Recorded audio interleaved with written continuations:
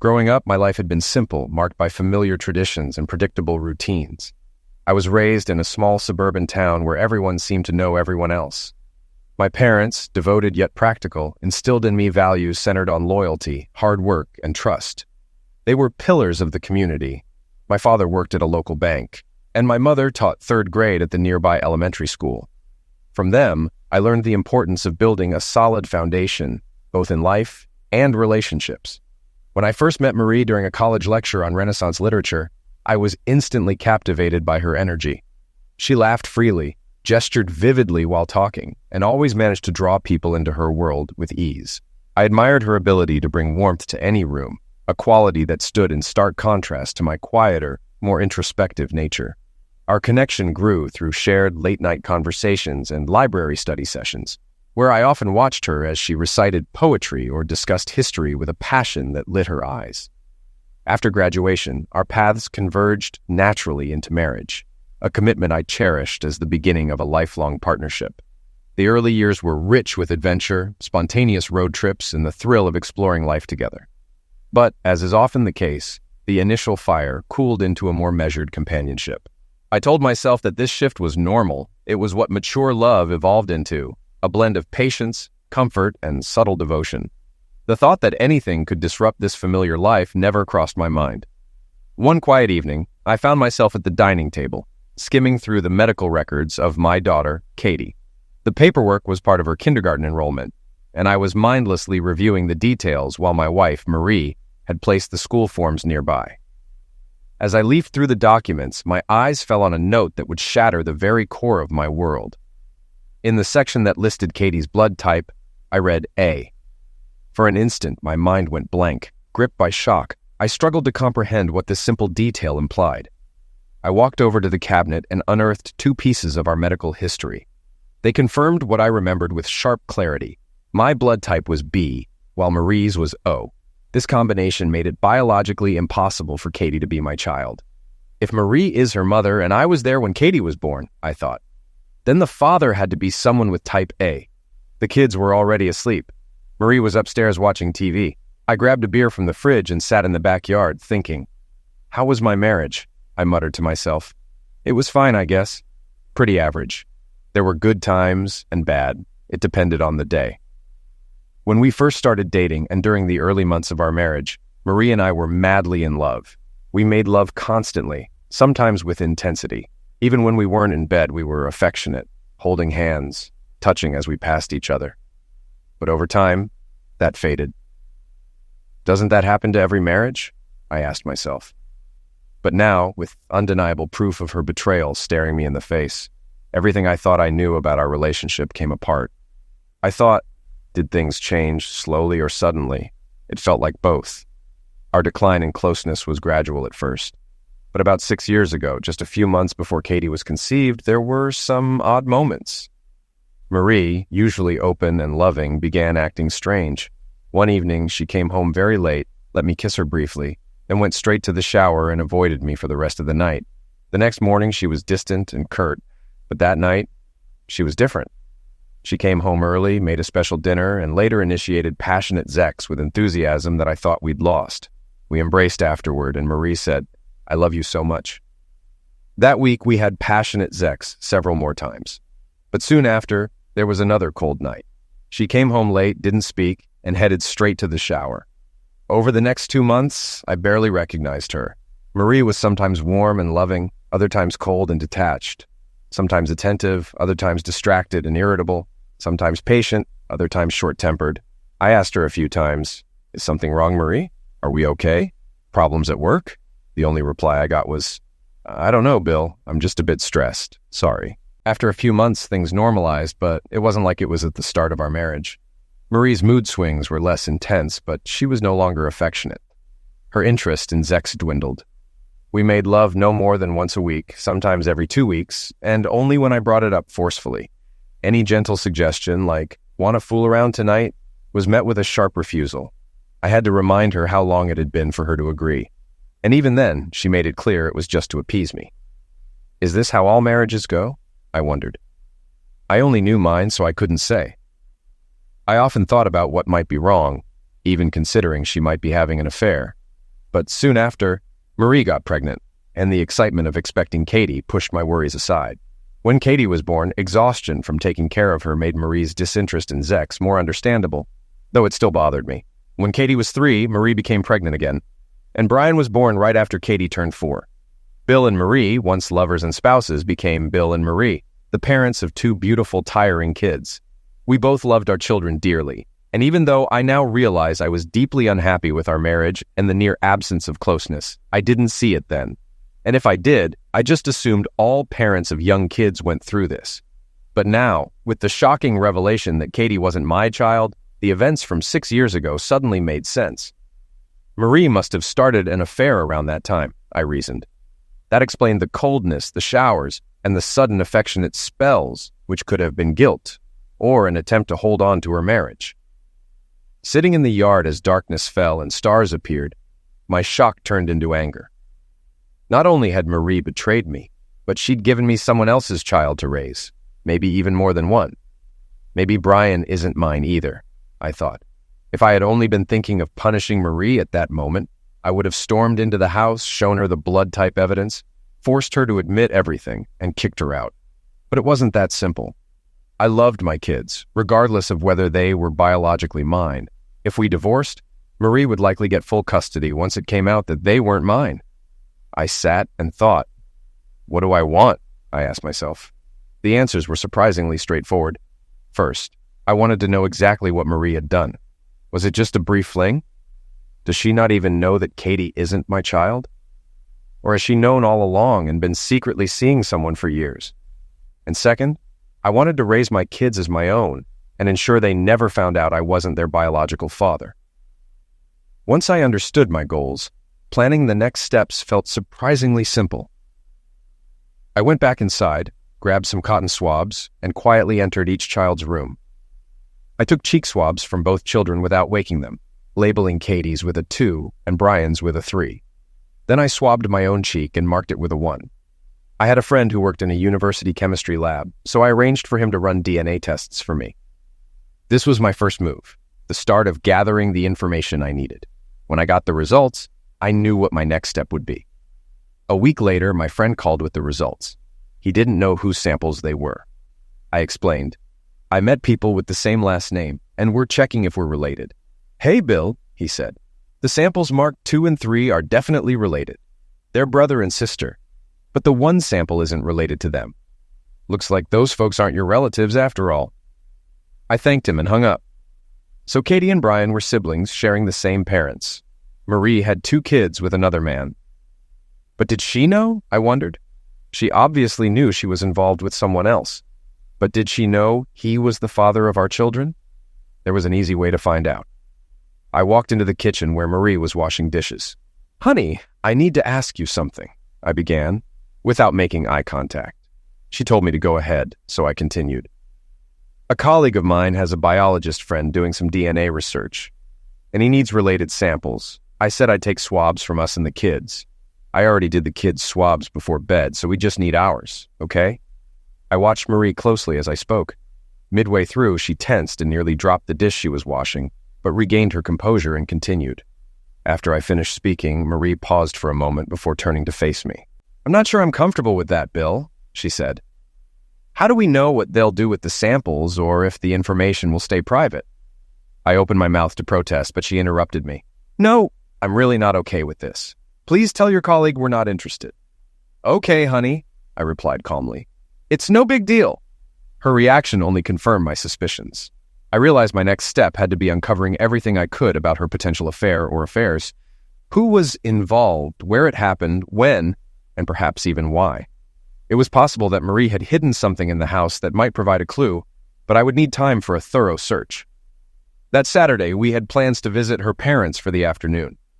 Just minutes before we were supposed to leave, I walked into the bedroom and called our home phone from my cell, pretending to speak to my boss. Ending the fake call, I turned to Marie. I'm so sorry, honey, I said, putting on an apologetic tone. There's a crisis at work, and they need me for at least 4 hours. If I don't go, the company could be in serious trouble. Damn it, Bill, Marie said, frustration evident in her voice. My parents are really looking forward to seeing the kids. I know, I said soothingly. I'm really sorry. You go ahead, apologize for me. You and the kids will have fun, and I'll see you tonight." She reluctantly agreed and soon drove off with the kids. I now had a few hours to search the house systematically. I decided it was pointless to check areas I frequently used, as Marie likely wouldn't hide anything there. I skipped the kitchen, living room shelves, and common areas. I didn't bother with my side of the bedroom or bathroom, but I meticulously checked her closet and dresser drawers. I was only surprised to find some very hot lingerie I'd never seen her wear, hidden in the far back corner under regular clothes. Clearly, she didn't want me to know about them. Only the kids' rooms and the attic were left. The children's room seemed unlikely, so I climbed up to the attic. There were various old pieces of furniture, a couple of lamps, and boxes of pre-wedding books and items. It was too much to go through one by one, so I inspected more closely. I noticed one of 3 boxes in the corner was less dusty than the others.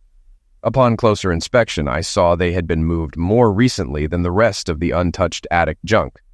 I focused on these 3 boxes and found everything I was looking for. These were all Marie's old belongings, mainly letters from friends and acquaintances from her college years. I also found a collection of letters and keepsakes from me, including sweet greeting cards and similar items. Near the bottom of one box, hidden under old papers, was a thin pile of newer notes and 2 videotapes. I took them out. The tapes were unmarked. The notes were from Harry and were brief but clearly erotic. I brought the tapes and notes downstairs for a closer look. After 20 minutes of reading through the notes, I knew almost everything I needed. Marie had been having an affair with Harry, her boss at work. The affair appeared to have started about 3 months before Katie was conceived, during the time when Marie was acting erratically at home. All the notes were from Harry to Marie, and they were rough and intense. There was no affection, only lust. From the start, their relationship seemed like a dominant submissive dynamic, with Harry taking charge. Some notes instructed her on how to dress for certain occasions. Others detailed how their next late-night encounter would go. A few congratulated her on the birth of their children and mocked me as a clueless fool raising kids that weren't mine. Harry clearly had no intention of acknowledging his children. I knew he was married to a kind woman named Caroline, and they had 3 kids. Caroline, it seemed, was just as unaware of his infidelity as I had been. My jaw clenched as I read. Harry had clearly dominated Marie, but she had willingly gone along with it. There was no hint of coercion or blackmail. Marie seemed to enjoy playing her submissive role and following his commands. It was also obvious that they both knew who the father of Marie's children was, and took some pleasure in keeping that secret from me. The notes didn't reveal much more about Marie herself, but there was no doubt she had deceived me for over 6 years, having children with another man while pretending to be my devoted wife. I had been simmering with anger for days, but these notes pushed me to the edge. My plans for revenge would now include Harry as well. I paused, then decided to play the tapes. The first showed Marie and Harry having sex. Judging by Marie's hairstyle, it was in a room I didn't recognize, likely Harry's house. The second was filmed more recently in my own bedroom. I wondered when Marie had the chance and remembered my business trips over the past year when she might have left the kids with her parents. The recordings confirmed Harry's dominance over Marie and her eager compliance. The lighting was dim, but they were both visible, and the sound was remarkably clear. Every word and moan was audible. On the first tape, at the start of their affair, Harry was already giving commands. He sat on the bed and ordered Marie to do a seductive dance, which she did, smiling. The sex was rough, not tender, and his tone was harsh. I was saddened to see that Marie was enjoying it. The second tape featured similar scenes, but had new, revealing dialogue. They lay on the bed, and Marie asked why Harry didn't mind me raising his children. He replied, "Bill's a decent guy, and as you say, he loves kids. I have my own 3, and I'm not worried. If not for that, I'd just tell you to leave him." "What's he good for besides changing diapers?" Harry asked.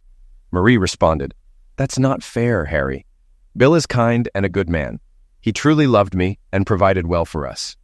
"And that's why you let me have my fun all these years, huh?" Harry said. Marie smiled and playfully hit his arm. "You've never been as gentle or kind as Bill, and that's probably why I'm drawn to you."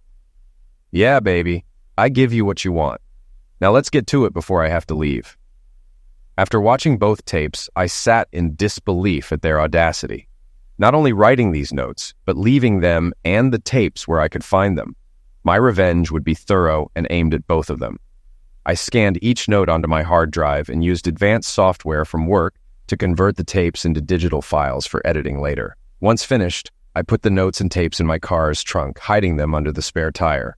Finally, I tidied up the attic, placing everything back as it was so Marie wouldn't suspect a thing. Over the next 2 weeks, I carefully planned and executed my strategy. Surprisingly, it was easier than I thought to act normal around Marie, pretending as if nothing had happened. I reminded myself that she had deceived me for 6 years, so why should I struggle to do the same? I was sweet and attentive, took care of the kids, showed affection to Marie as before, and even initiated closeness a few times. But I did it subtly so she could easily turn me down. The truth was, I no longer wanted to touch her. An important day for Marie was coming up. She had recently been elected president of the Key Society, a significant local charity, and would be inaugurated at a luncheon where she would present the plans for the upcoming year. Marie had been a board member for 3 years and was proud of being chosen as president. She was anxious about her speech and asked me to help with the PowerPoint presentation she intended to use. This was my perfect opportunity. For a week, we worked on it every evening. She showed me her slides, and I helped organize them into a polished presentation. She practiced it multiple times over the month leading up to her big day, and it always went well. Meanwhile, I made an entirely different PowerPoint presentation and had it ready to replace hers. The night before the event, I deleted her file and replaced it with mine, adding a lock so it couldn't be stopped once it began. The only thing left was to confirm that Harry and his wife were attending. I casually asked her, "Are Harry and Caroline coming?" "Yes," she replied. "They'll be there for the big night." I felt excited, though for different reasons than Marie. We arrived early, and she looked beautiful in her black evening dress. I helped her set up the laptop and ran a quick test to ensure it would play. We enjoyed dinner and listened to the opening remarks. Then, Marie was introduced warmly by the outgoing president, and she stepped up to the podium looking both nervous and proud. As applause died down, she began her speech and launched the PowerPoint file. At first, everything went as expected, with photos of the Society's major projects and charts displaying finances. Then, as planned, it shifted. A series of still images from the videos appeared, frames showing Marie and Harry in compromising positions. Some were dark, but the 10 or 12 frames made it clear who they were. Marie kept speaking for a moment, then noticed the murmuring in the audience. She turned to look at the screen and gasped, knocking over a glass of water in shock. She stood frozen, her face turning crimson. Frantically, she pressed buttons, trying to stop the slideshow. The stills transitioned to video clips. "How are you going to stop Bill from finding out I got you pregnant?" Harry's voice echoed. "As long as I let him have sex sometimes. He won't suspect." "Not too much, baby. You're mine," Harry added. The room erupted into noise, laughter, gasps, and chatter. Marie was paralyzed by shock, too stunned to react. Caroline, Harry's wife, sat at the next table, grabbed a vase of flowers, smashed it over Harry's head, and stormed out. Amidst the laughter and chaos, people gradually left the ballroom, casting glances at Marie and whispering to each other. Before long, Marie and I were alone. She stood at the podium, defeated. I sat 10 feet away, grinning as I looked at her. Finally, she met my eyes with an expression of deep sadness. "Bill, how could you do this to me? I thought you loved me." The irony was too much. I burst out laughing and walked out, still chuckling. But no, that's not how it happened. It was a satisfying fantasy, but unrealistic. If the whole town knew Harry was the father of my children, I'd lose them in the divorce. They'd hate being known as Marie's illegitimate children. I needed to be more discreet. I met with a divorce attorney several times to prepare the necessary documents. I created the exact PowerPoint presentation I envisioned, but didn't wait for Marie's big event. Instead, I planned to show it to her 4 weeks before. One evening, when the kids were asleep, I called her into the office. "Honey, I want you to see the draft of the PowerPoint I made for your speech." "Can it wait, Bill?" she asked, exhausted. "I'm really tired today." "No, honey," I said firmly. "I need to know what changes you want, so I have time to make them. Remember, I'm doing this for you in my free time." Reluctantly, she came into the office. I seated her in front of the computer. "Press A when you're ready. The file will run automatically," I said, smiling to myself. I watched her closely. At first, everything seemed normal as she rehearsed her lines with the initial slides about the Society's work. Then she gasped, her face going pale when the still images of her and Harry appeared on the screen. She turned to me, her mouth open but unable to speak. I stared at her, expressionless. Then the video clips played, revealing their conversation about Harry being the father of her children and keeping me unaware, followed by more explicit footage. Marie frantically tried to stop the slideshow, but I had locked it. The screen finally went black. The whole scene lasted about 2 minutes. Marie sat slumped in the chair, head down, unable to meet my eyes. I silently relished her torment. Eventually, she spoke, lifting her head to look at me. In that brief time, she looked as though she had aged 20 years. Bill, Bill, I'm so sorry. Tears welled up and spilled down her face. I'm so sorry. Can you ever forgive me? Forgive you, I responded coldly. For what? Let's go through it. Having an affair with Harry Dorner for 6 years, giving birth to his children and making me believe they were mine, mocking me behind my back, denying me closeness at his request. Is that what you want me to forgive? Her sobs intensified. Bill, I don't love him. You're the one I love, the only one I've ever loved. I felt a calm, cold rage. I didn't respond aloud, but thought, no, Marie, that's a lie. You love the life I provide, the security, but you don't love me. No woman who loves her husband acts this way. I sat back, watching her cry, enjoying the sight and saying nothing as she wept for 20 minutes. Finally, she wiped her face and looked at me. What are you going to do, Bill? Are you going to divorce me? No, Marie, I won't. I lied. I care too much about Katie and Brian, even if they aren't biologically mine. But things are going to be different from now on. First, call Harry and tell him to come here within 15 minutes. She looked terrified. But I can't. He's at home with his wife and kids. He won't come. I smirked. Tell him whatever you need to, but make sure he comes. Let him know that if he doesn't, his marriage will end tomorrow. Marie's eyes reflected fear as she looked at me. Without speaking, she turned and went to the kitchen to call Harry. When he arrived, he wore a tense, forced smile, which told me that Marie had already informed him about what happened.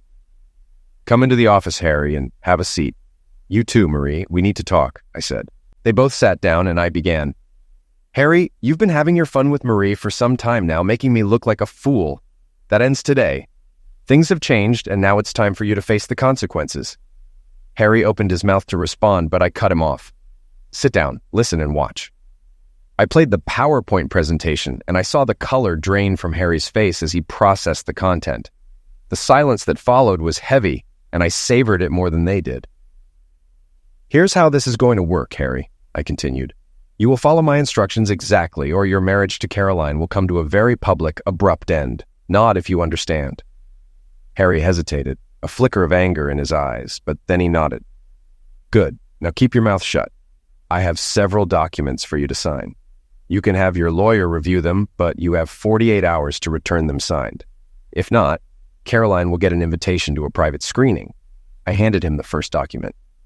This states that you acknowledge you're the biological father of Katie and Brian and agree to pay child support until they turn 21, along with a lump sum for college expenses.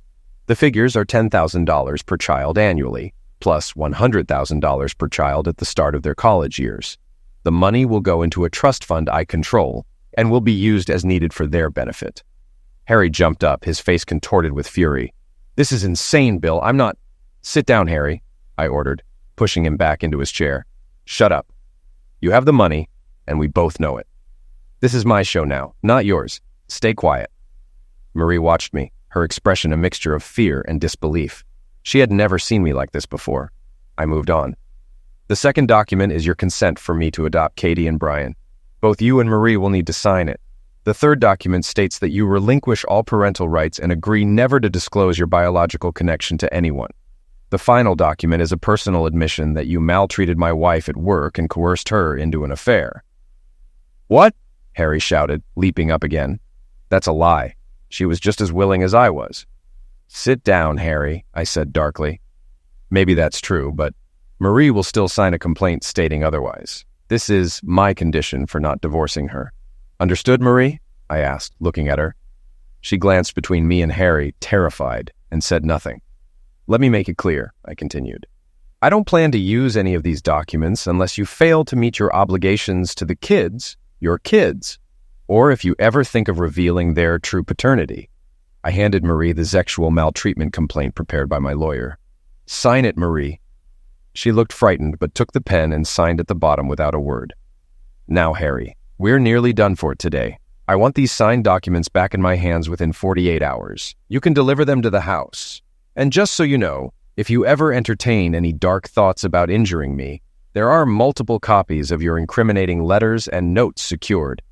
People are instructed to ensure they come to light if anything happens to me. Any questions?" I finished, glaring at him with disdain. I took Marie's hand and guided her back into the office, seating her gently. She was visibly shaken, trembling with fear. "Marie, it's all right. I would never hurt you physically. You don't need to be afraid," I reassured her. "God, Bill, what's happened to you? How could you do this to Harry?" she asked, her voice filled with shock. I looked at her, surprised by her question. "Do you really not understand, Marie? Don't you see what he did to you and to me? It was cruel and unforgivable." A deep blush spread across her cheeks. "Yes, I see that," she said quietly. "But you're so angry, it feels like you've lost control." I fell silent for a moment, letting the tension settle before speaking again. "Marie, I promised I wouldn't divorce you. But things will never be the same. From this moment on, everything changes. Do you understand?" "Yes, Bill," she replied, her eyes pleading. "I'll do whatever it takes to make up for what I've done." "Good," I said firmly. "We're going to start with a few conditions. First, you will find a new job within 2 weeks. I will not tolerate you seeing Harry at work any longer, and this should go without saying, but you will have no personal contact with him. No touching, no calls, no emails, nothing. If our marriage is to move forward, it will be on new terms. I won't accept your coldness, mood swings, or indifference. You need to show, through your actions, that you love me and appreciate our marriage. The passion you showed Harry, I want to see that here with me, and I expect to see you in that lingerie I found hidden in the back of your drawer." I held her gaze meaningfully until she dropped her eyes in shame. "And when I want us to be intimate, I expect you to be ready, willing, and enthusiastic. If you truly love me, Marie, you have a lot of lost time to make up for." Tears welled up in her eyes as she crossed the room and knelt at my feet, wrapping her arms around my legs and looking up at me earnestly. "I love you, Bill, more than I can say. I'll show you, I promise." I looked at her tear-streaked, pale face and frightened eyes. Deep inside, there were traces of the love and devotion I once felt for her, but they were overshadowed by the anger at her betrayal. She deserved every consequence coming her way. I feigned a slight softening. "Listen, Marie," I said more gently. "In 4 weeks, your big dinner is happening. Let's use this time to rebuild, to create something better from what we have left. If all goes well, that dinner will be our chance to celebrate a new chapter. What do you say?" She nodded and hugged my legs tighter. "Yes, Bill, thank you. Thank you for giving me a chance. I will be the wife you want me to be." I pulled her close and she kissed my face and lips repeatedly, still crying. "Give me 10 minutes to freshen up, and then I'll start making things right," she said, standing up and giving a small, hopeful smile. She left, and I leaned back in my chair, smirking as I thought about the next 4 weeks and how she'd be bending over backward to please me. I was slightly amused that she hadn't noticed what I hadn't done. I hadn't asked her about the details of the affair, or how it began. The evening must have been such a shock that she didn't realize it. But I didn't ask because I simply didn't care anymore. I was done with Marie, even if she didn't know it yet. When I entered the bedroom a few minutes later, the bed was neatly made, the lights dimmed, and Marie lay on her side in a revealing red nightgown. Her face was washed, hair brushed, and makeup retouched.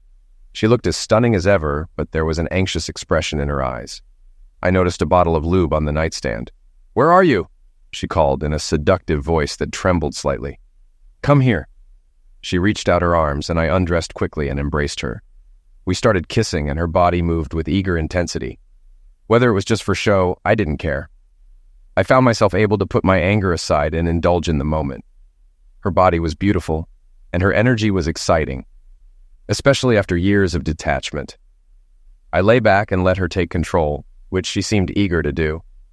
When we were done, she turned off the light and snuggled up to me under the blanket, softly kissing my neck. "Sleep well?" she whispered. As I drifted off to sleep, I looked forward to more of Marie's attention over the next 4 weeks. I thoroughly enjoyed that period as she put all her effort into repairing our marriage. The next morning, she woke me with a bright smile and a loving kiss, asking if I wanted some intimate attention before breakfast. I enjoyed my meal, watching as Marie went above and beyond to get the kids ready for their day. That evening, I came home to a special dinner Marie had found in a cookbook and decided to try. Katie and Brian, who preferred hot dogs and mac and cheese, weren't fans, but I enjoyed it. Marie made sure the kids were bathed and in bed on time so we could have our evening together. The time in the bedroom was even better than the night before.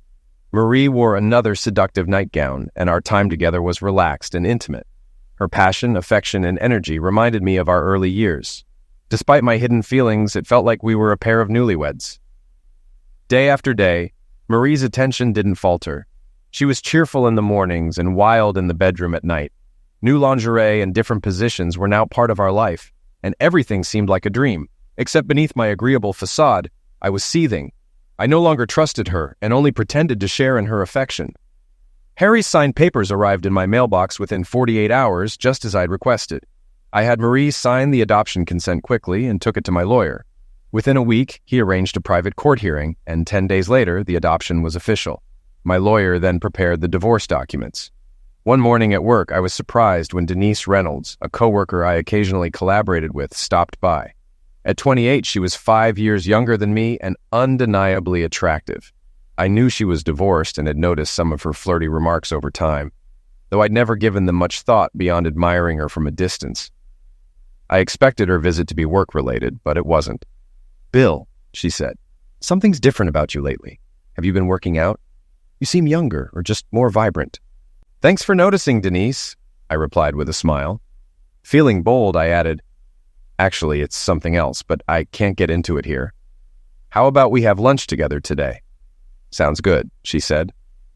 We picked up lunch from a salad bar and ate at a park table, enjoying the sunshine. "The change you see is probably because my marriage is falling apart," I admitted. She looked surprised. "And that makes you look better? You'll have to explain." I gave her a slightly edited version of the situation. "A couple of weeks ago, I found out my wife had been cheating on me with a coworker for years. I put boundaries in place, and since then, she's been doing everything she can to make up for it. Here's a secret. Marie thinks she can win me back, but I've already decided I'm leaving her soon. I can't stay with someone who betrayed me. In the meantime, she treats me like royalty, and that's probably what you're noticing." Denise looked at me thoughtfully. "I'm impressed by how well you're handling all this. When I found out my ex was cheating, I was a mess for months before I felt like myself again." "I'm sorry you went through that," I said sincerely. "I had no idea. But right now I'm determined to stay in control of my life, and things are going to unfold on my terms." Taking a chance, I added, "One positive thing is that while I'm technically still married, I know I won't be for long, so I don't feel like I have to hold back from appreciating the beautiful woman in front of me." Denise blushed and glanced away before meeting my eyes again. "Bill, you caught me off guard. I didn't expect that." "Apologies, Denise, but you're stunning, funny, and I've been drawn to you since the day we met. It just wasn't something I could say until now. Would you like to have dinner with me on Saturday? I know a great Italian place by the river." She regarded me seriously. "Bill, I like you too, but can I trust you? Is your marriage really over, or is this just a line? I'm sorry, but I've seen situations like this before." "Denise, I've always been upfront with you. You know I never crossed any boundaries before. I'm ending things with Marie soon and filing for divorce right after. There's no turning back. But if you need time to think it over, I understand, even though I'll be disappointed." A smile spread across her face. "No, Bill. Now that you've put it out there, I'm willing to take a chance." She leaned forward, and we shared a light, tender kiss. It wasn't intense, but it felt like a promise. I left with a smile on my face.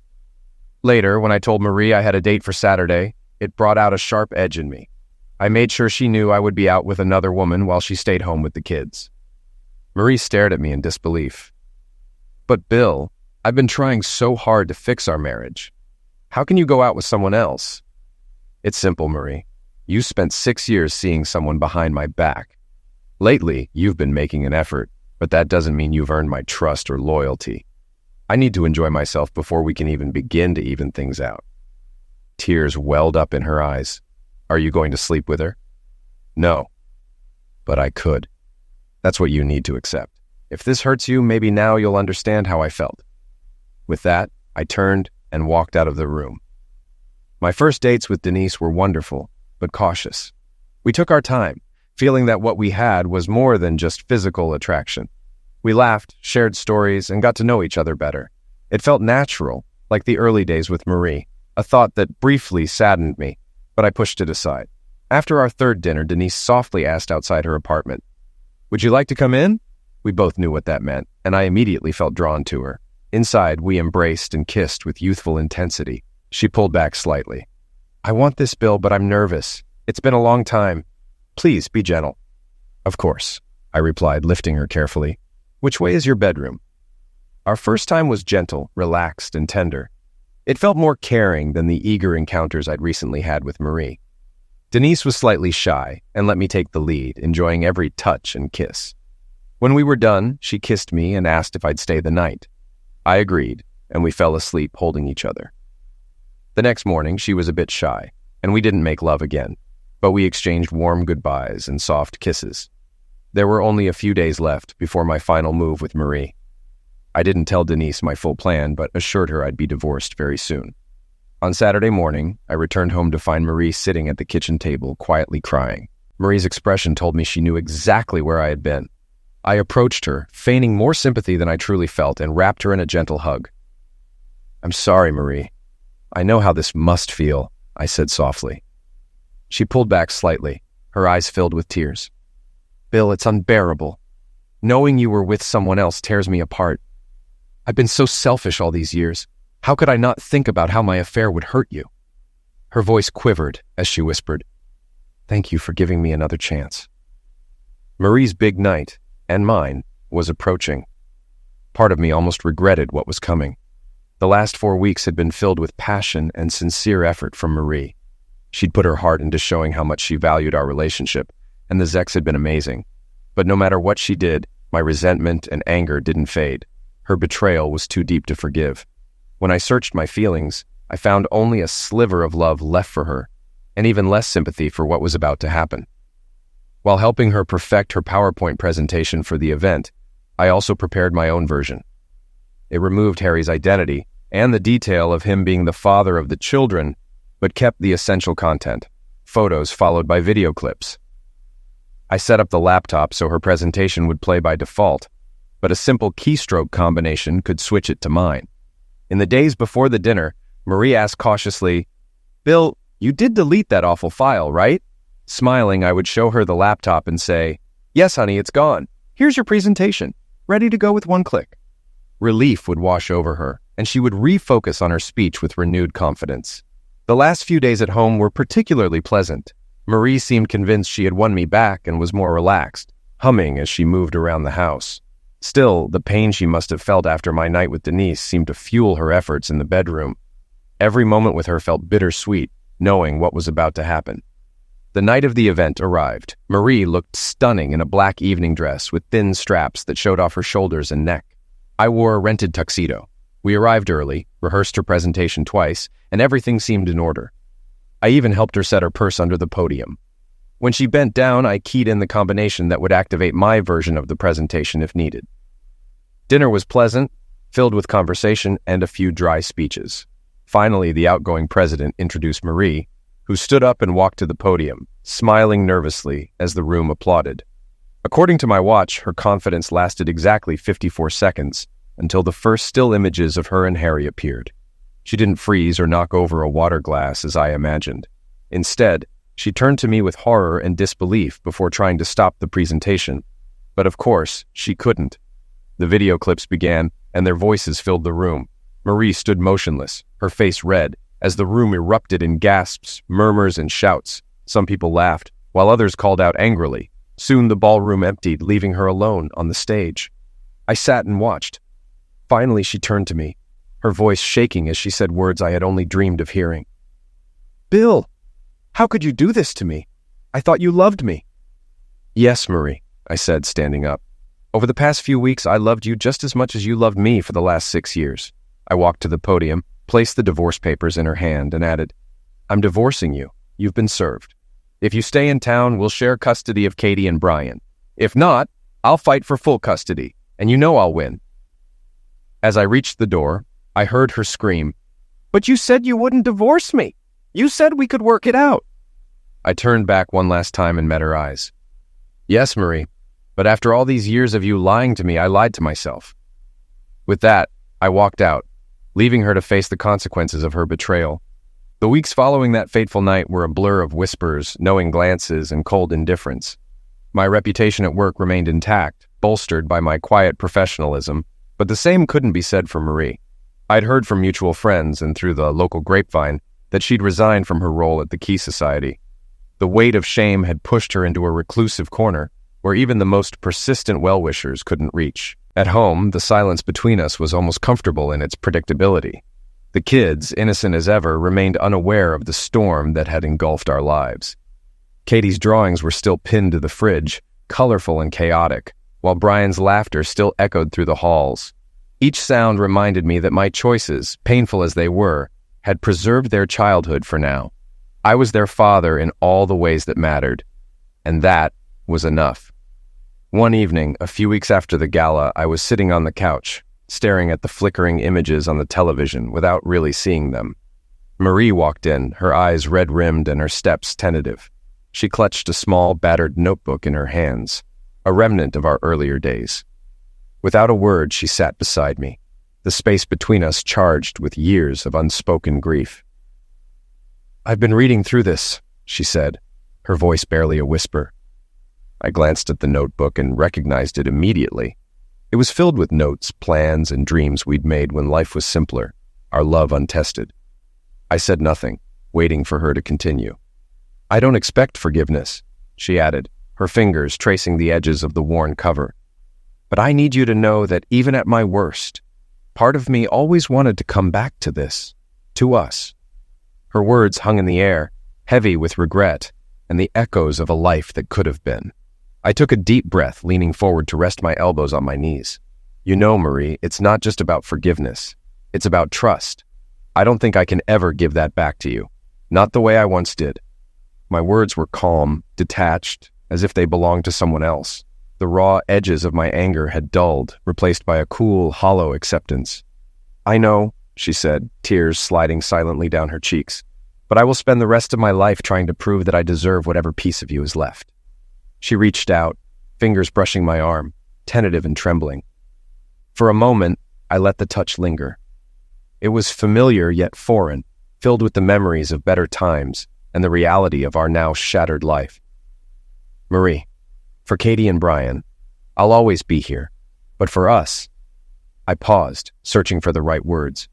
"We're standing in the ruins of what we built, and I don't think either of us knows how to rebuild." She nodded, understanding etched in her expression. We sat in silence as the night deepened, shadows stretching across the room like silent witnesses to our broken vows. In the months that followed, our interactions became almost transactional.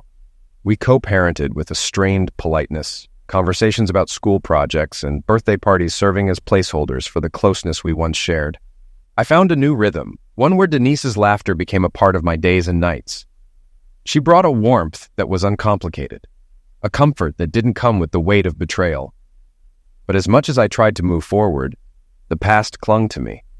I'd sometimes catch Marie watching the kids, her eyes softening in those moments when they were too caught up in their games to notice her. There was a sadness there, a realization that she'd gambled and lost more than just a marriage. She'd lost a part of herself that she'd never reclaim. One evening, while the kids were at a sleepover, Marie and I sat across the dining table, the silence no longer harsh, but resigned. "Bill," she said, breaking the stillness, "I'm thinking of moving, somewhere nearby so I can still be a part of their lives, but far enough that we're not constantly reminded." I nodded, the idea of space a welcome one. "That might be for the best," I replied. The truth was, I needed room too. Room to breathe, to heal, and to finally let go of what we'd both held onto for far too long. Our divorce was finalized a month later, quiet and free of spectacle. Marie left with dignity, carrying only the essentials and the echoes of our life together. The house felt emptier but also lighter, as if the ghosts of our mistakes had finally found their release. Denise moved in gradually, her presence seeping into the cracks of the house and filling it with new stories, new laughter. She brought with her a hope I hadn't realized I was missing. Yet, amid the fresh starts and new memories, there was a part of me that still glanced back, not out of longing, but as a reminder of how far I'd come. Years later, as I watched Katie and Brian race across the lawn, their laughter blending with Denise's, I felt a rare peace settle within me. The journey had been brutal, marked by betrayal, anger, and heartbreak, but standing there, With the sun casting long, golden rays across the yard, I finally felt the echoes of acceptance. The past was behind me, not forgotten, but understood. And as I pulled Denise close, her smile mirroring the lightness I felt, I realized that the life we'd started to build was not just a continuation. It was a rebirth, one I was grateful for every single day.